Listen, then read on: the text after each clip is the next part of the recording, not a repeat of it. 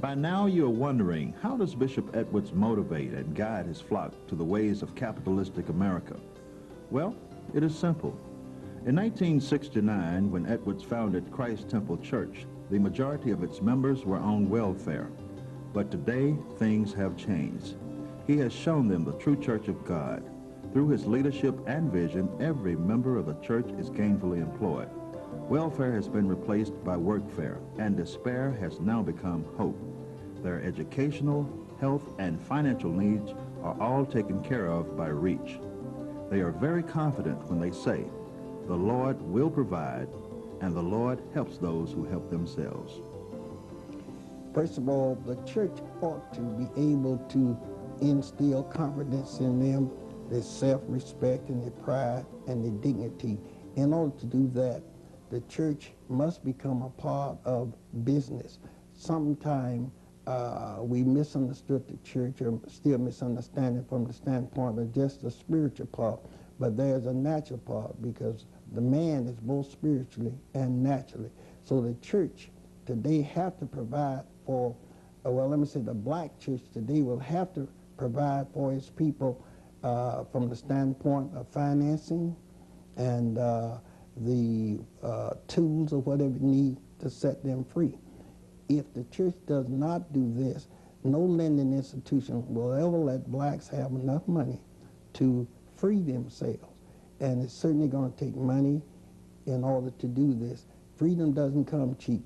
It's a hard road to hoe, but working together, if the church is set up according to the Bible, even the IRS recognizes the church, that's what you call a 501D, which exempt the church from having to pay taxes if they set up and operate according to the church. And this will provide monies for them to start businesses within the city and in the rural area. Bishop Edwards' philosophy and plan for black liberation are deeply rooted in African American history. He believes Marcus Garvey and Booker T. Washington were men who shared his vision of independence and self-determination. Edwards has been labeled a conservative, a militant, a nationalist, and a Republican. He sees himself as a very pragmatic, business-minded religious leader who has discovered a simple cure for many of the social and economic ills plaguing the black community. Any church can do this. This is according to the Bible. Any minister that understands the biblical history know that the church has always supported its people. The church is the people. The church is not the building. And any church in America can do the same thing that we are doing. All they have to do is follow the guidelines of the Bible, get back on track, and do it exactly as the Bible says. Today, if you notice, the church raises, I guess it's the most blessed financial institution among us. In other words, we collect more money in the church than any entity that we have. And what happens is what has become a situation where we look out only for the minister and not for the church. And the church today will have to get back on track if we are to ever get out of the dilemma that we're in. I call it a dilemma because of the fact it's almost like the crawfish syndrome. We're in a pail and we can't get out.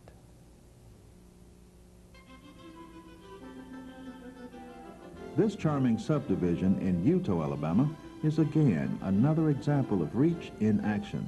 When this modern community is finished, it will provide homes for 132 families.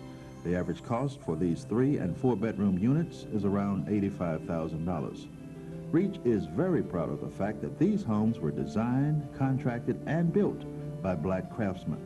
This community's foundation is being built on Bishop Edwards' solid economic development plan of self-help and self-determination. We feel that what we are doing there, any church in America could do the same thing.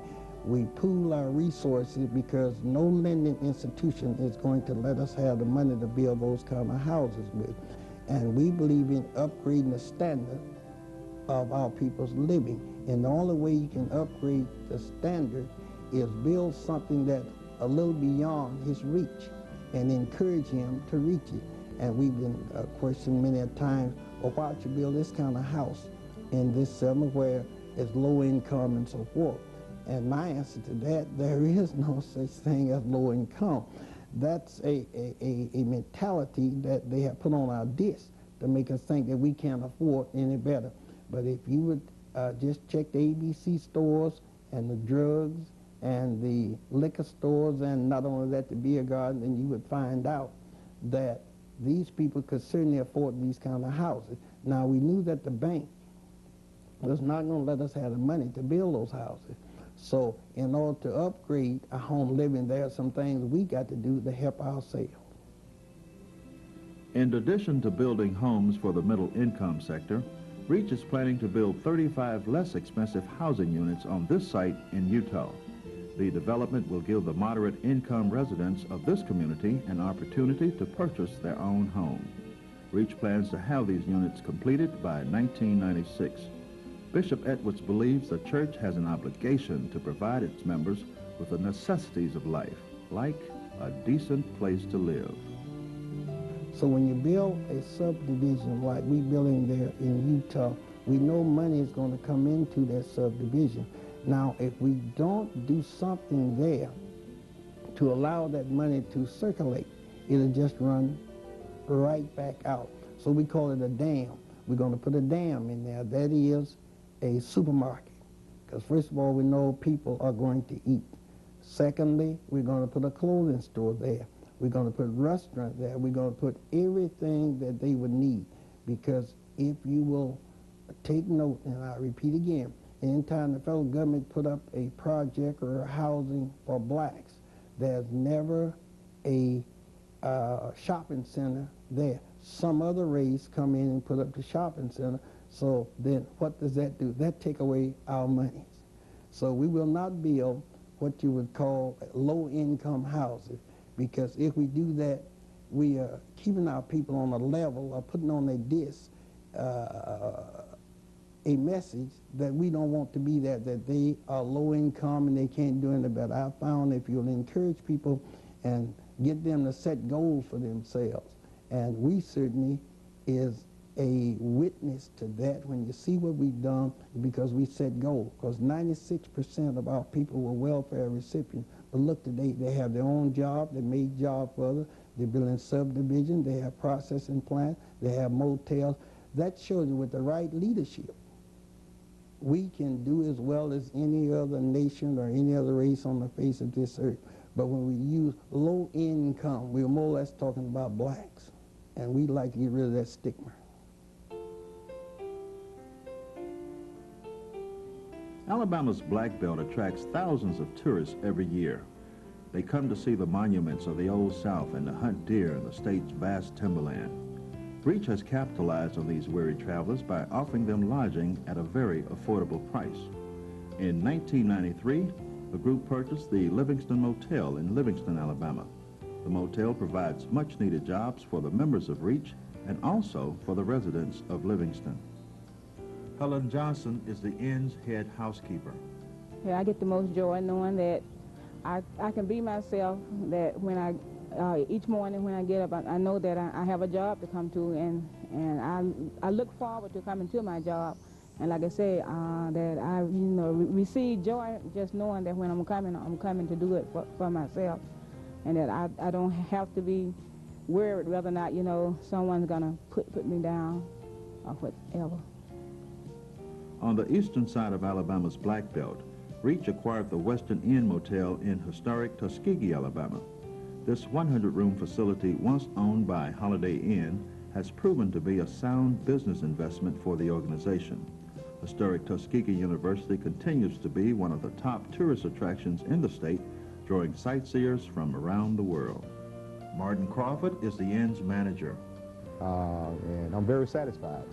They're changing people's lives, putting people to work, and giving them some incentive that they can look forward to saying, well, I've been, my life has been changed, and we think that, from my standpoint, it's the best thing that could have happened in this type of situation, because if you look at the situation with the state, with our country, black organizations don't seem to survive.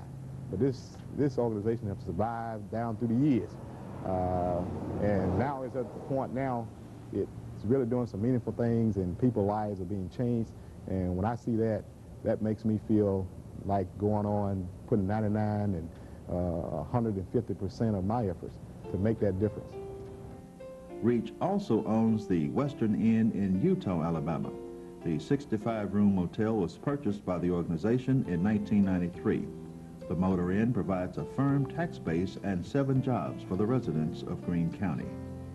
Actually, in MOTEL, we realize today that more people are traveling than ever. There are more retired citizens than we ever had before in the history of mankind. So we realize those people that are traveling are going to have some place to stay. And we thought by going into motel and so forth, it would not be set up for just blacks only. It's set up for people that are tired and people that's traveling and people on vacation and other things. And that has encouraged us. Reach Incorporated also owns and operates this automobile service center in Utah, Alabama. Purchased in 1989, the center is a full-service truck and automobile repair shop and parts store.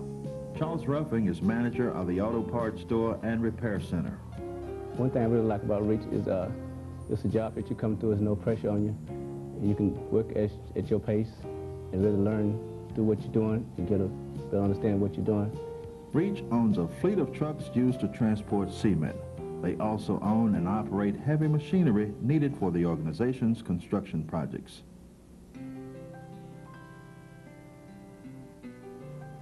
Life is very hard for many black Americans.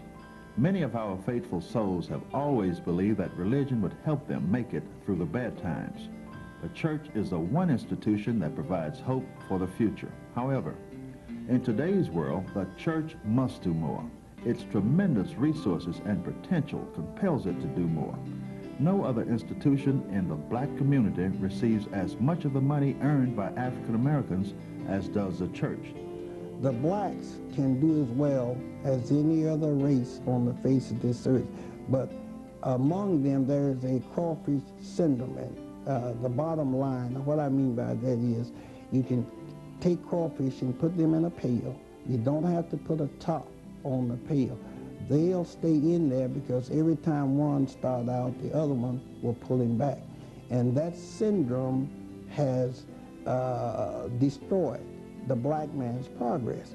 And somehow from slavery, we have not been able to overcome that slave mentality where when one started out, the other would encourage. So people are happy as the crawfish are being in the bottom of the barrel and breeding a syndrome they call Down syndrome. And until the black church realize and go after the problem is Down syndrome in our midst. In other words, we'll talk one another down, we'll pull one another down, we won't work together because that has been inbred in us. And we're going to have to realize this is the one thing we got to overcome, and that's to trust one another and to invest in our own neighborhoods. It's foolishness for the black minister to tell people and talk to them about heaven. Most churches you go to, they talk about heaven more than earth. Now, I think it's about 95 or 98% earth, and the other 3 or 5% is heaven, because we have to occupy on earth until the Lord comes. Most churches know more about heaven than they do their own neighborhood. Reach's achievements in the business sector have all come about through the use of a sensible plan, perseverance, and intelligence. The group has tapped into a wealth of experience and talent that resides in the black community. The simple principle of faith without works is dead sums up the basic belief of Bishop Edwards and Reach. They strongly believe that black America's survival depends on the church. It is the only viable, organized force that can break the cycle of dependency in the African American community. The sleeping giant must awake and fulfill its mission. Reach is committed to helping people help themselves through church involvement and individual initiative. If you would like to find out more about the organization's resourceful and practical plan, please contact Bishop Edwards and Reach at Post Office Box 5401, Meridian, Mississippi 39307, or you may call area code 6